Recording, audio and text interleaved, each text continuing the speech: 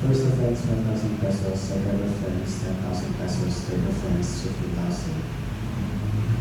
Third country for PUG, failure to display fair matrix, PUG, or UB. Breach of franchise conditions.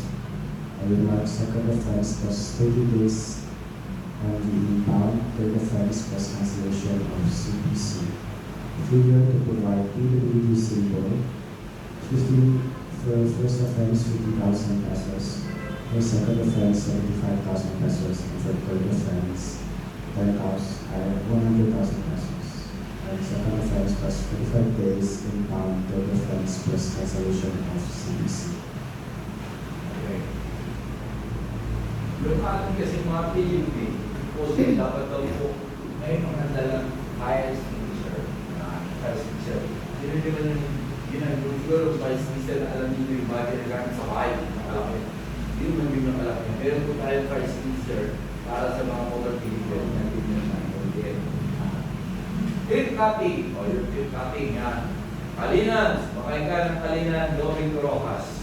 Nangyari, pagdating dito sa Kalinan Crossing, ikaw na lang yung pasahero.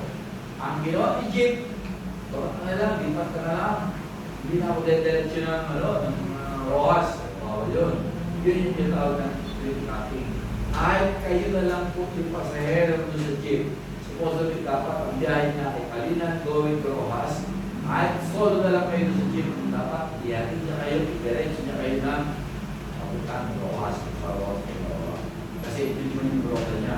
Hindi niya pwedeng gawin ng kalipatin. Kung driver, hindi niya ginagawa. Wala na pasero, hindi ka sa kabila, i-karo.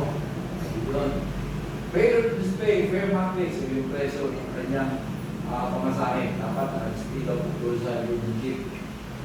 Branch franchise condition, failure to provide PWD symbol. So, ito, hindi yan naman sa susunod na mayroon PWD symbol. Minsan nga, PWD, yung matigyan na ito, nakakapit lang.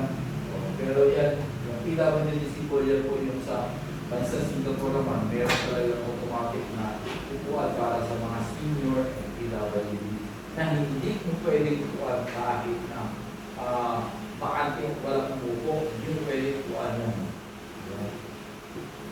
Dito, hindi. O sino may mabuting puso na magpapaupo, pwede.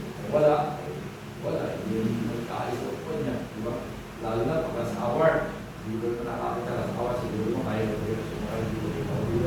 Pagka sa hour na yung mga 5, 6, ay, kawan yan. Lalo na pagka